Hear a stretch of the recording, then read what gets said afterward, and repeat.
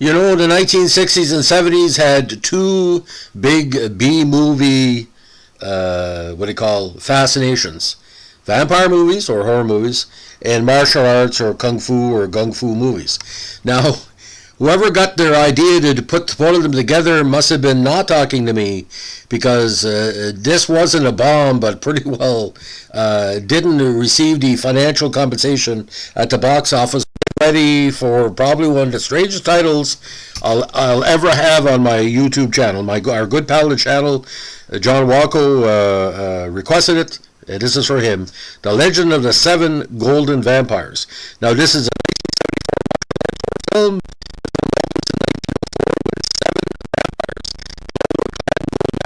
Directed by Count Dracula, played by John Ford Robertson. A century later, Peter Cushing as Professor Van Helsing, big, of course, in the Hammer universe, known in his world for his exploits,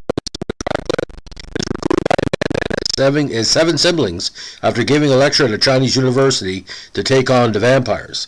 The film is a British Hong Kong co-production between Hammer and Shaw Brothers Studio. Now, shot between October 22nd and December 11, 1973 at the Shaw Studios in Hong Kong, where Chang Che was hired to direct further martial arts scenes for the film's release in the East. The film was first released in Hong Kong and then in the UK with a shorter runtime. On its eventual release in the States, the film was truncated further and titled The Seven Brothers Meet Dracula. And of course, the film was a theatrical failure. Now, in Transylvania 1804, countryside into the towering castle Dracula, where he summons Count Dracula.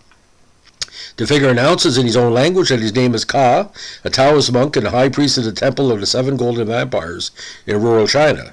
He goes on to tell the Count that the Seven Golden Vampires' power is fading and he needs him to restore them to their former glory. Dracula considers the offer and accepts on one condition, that he uses Ka's body to escape his castle, which has become his prison. Despite Ka's pleas for mercy, the vampire displays himself into Ka's body and then triumphantly leaves the tomb for China. A century later, Professor Van Helsing gives a lecture at Chungking University on Chinese vampire legends. He speaks of an unknown rural village that has been terrorized by a cult of seven, known as the Seven Golden Vampires. A farmer has lost his wife to the vampires, has trekked his way to their temple and battled them. He was unsuccessful as his wife was killed in a fight. But in chaos, he grabbed a medallion from around one of the vampire's necks, which he saw as the vampire's life source. The farmer fled the temple, but the high priest sent the vampires and their turned victims after him. About to be cornered, the farmer placed the medallion around a small jade Buddha statue before the vampires killed him. One of the vampires spied the medallion around the Buddha and went over to collect it. However, the moment that the vampire touched the Buddha, the creature was destroyed in flames. I kid you not, this is the plot. Now, Van Helsing goes on to say that he's positive that the village still exists and is terrorized by the 6 remaining vampires. He is only unsure where the village lies. Most of leave, but one man, Shai Ching, informs Van Helsing that the farmer from the story was his grandfather. He proves it by producing the dead vampire's medallion and asks Van Helsing if he would be willing to travel to the village and destroy the vampire menace. Van Helsing agrees and embarks with trained siblings on a dangerous journey, funded by a wealthy widow named Vanessa Bonnet, whom Leland and 2 of the Ching siblings saved from attack by the Tongs. Now on the journey, the group are ambushed by 3 of the 6 remaining vampires in a cave, along with their army of undead. The group are quickly and soon kill 3 of the vampires. The remaining 3 retreat, taking their army of the undead with them. The following morning, the party reaches the village, partly ruined but still populated, and prepares to make their final stand. They use wooden stakes as barriers and dig a large trench around them, filled with flammable liquid. Dracula, still disguised as Ka, calls on the remaining vampires to kill Van Helsing and his party, once and for all. Now, when the vampires reach the village, soon Van Helsing's group once again do battle with the last of the golden vampires and an army of the undead, resulting in a brutal fight that kills 2 of the vampires, many undead and several of Van Helsing's companions. During the fight, Vanessa is bitten by one of the vampires and quickly becomes one herself. She bites Ching, who throws himself and Vanessa onto a wooden stake, impaling them both. Now, elsewhere, the last remaining vampire captured Ching's sister Mei Kui and takes her back to the temple in order to be drained of her blood. He steals a horse from one of the dead vampires and rides off in pursuit. The army of the undead defeated, Van Helsing and Miai's remaining brothers follow to help Leland at the temple. Having reached the temple, the vampire straps Mei Kui to one of the altars. It is about to drain her blood when Leland intervenes. Just before Leland is about to be drained, Van Helsing and Mai's brothers burst in, and Van Helsing destroys the last vampire. The survivors depart from the temple, save for Van Helsing, who feels a familiar presence and comes to face Dracula in Ka's body. Discovered, Dracula reveals his true form and attacks Van Helsing. Helsing succeeds in stabbing Dracula with a silver spear through the heart, causing the Count to turn to dust. Obviously, Christopher Lee didn't want to be in this one.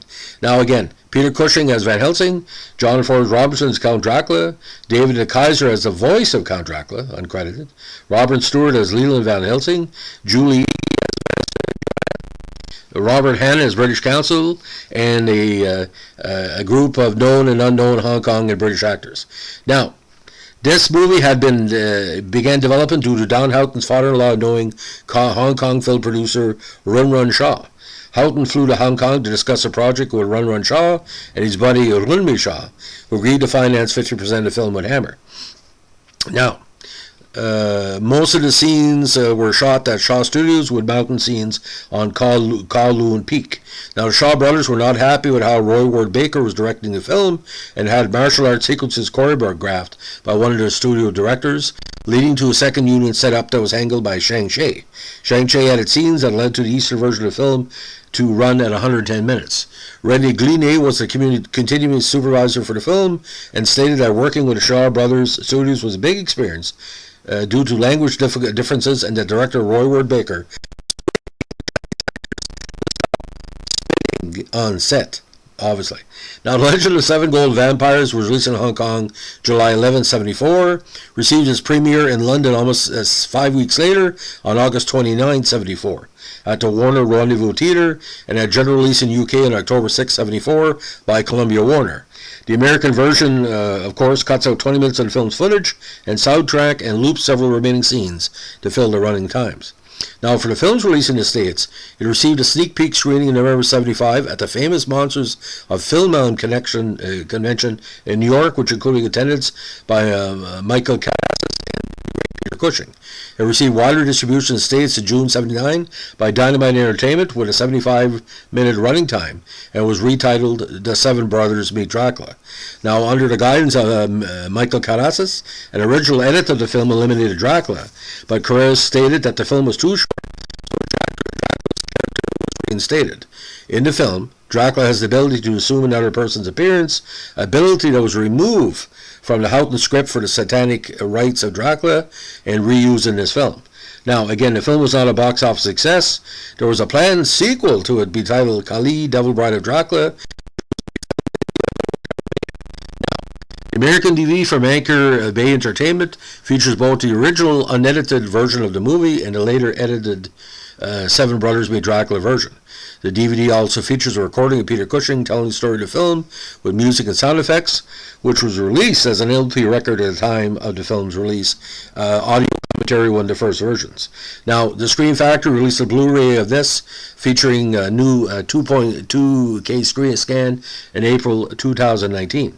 Now, in contemporary reviews of the film, the London Times found the film would be tedious if it were not for the distinguished presence of Peter Cushing as a Dracula hunter and for some advanced exercises in the practice of vampire disintegration.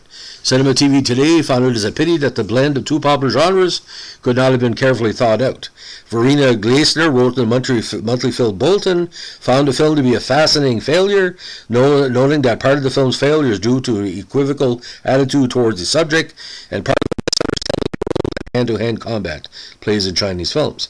Now, from retrospective reviews, Keith Phipps of the AV Club called the film flawed but enjoyable, adding it's pretty much as ridiculous as it sounds, but there's something inherently entertaining about makeup-splattered vampires, distinguished British actors, and martial artists squared off in periodic eruptions of kung fu fighting. Phil Chandler of DVD Cult wrote, "It is the best Hammer film ever made? Hell no. Is it the best Hammer film of the 70s? Hell yeah." Graham Clark of the Spinning Image said Cushing in his last Hammer Dracula film is as commanding as ever, but he and his the professor was left alone with the Count, who was hardly needed. Nevertheless, the last Hammer vampire outing has a real energy, in spite of being a mishmash, and is different enough to get by in sheer novelty alone. Writing in a zombie movie encyclopedia, academic Peter Dendel called The Raising of the Undead Army one of the most visually spectacular in zombie cinema. Glenn Kay, who wrote Zombie Movies, The Ultimate Guide, called the film boisterous, action-packed, and very likable. Now, Roy Ward Baker later spoke about the film, declaring that the whole setup was slipshod and nobody knew what anyone was doing, and that the film was a failure, an absolute failure. Michael Cassis later said there wasn't such a good idea, although he felt some of the film was quite good. Now, ironically, The Legend of the Seven Golden Vampires was adapted in a 15-page comic story by, get that, Steve Moore and Brian Lewis, and published in the House of Hammer number 4 in February 1977 by General Books Distribution. The same story was later reprinted in issue 24, 1982 of the same publication. Now, get this. I have seen this movie in a Quebec dub, and it sounds as freaky as the description I just gave. John can back me up on that. Like I said, it sounds an amazing title, Legend of the Seven Golden Vampires. What the hell does that mean? But when you say Hammer, I think what really happened, Hammer was fading out.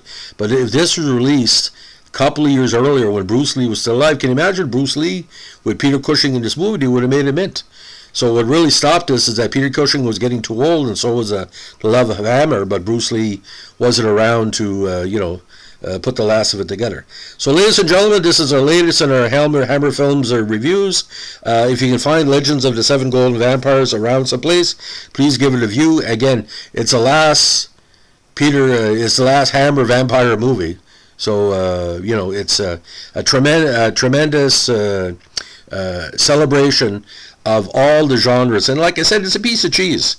And, if you want a crazy Sunday afternoon, if you want to get your friends together, Peter Cushing, my God, within 3 years, he was on top of the world again with Star Wars. Mass entertainment has not had anything but a pleasure to celebrate the great work of Peter Cushing. 20 years in total, or more than 2 decades, actually. So, ladies and gentlemen, thanks for listening. John, thanks for the requests. If you like what we're doing here with our Hammer reviews, let us know with a like, comment, and subscribe. Have a good day. Bye.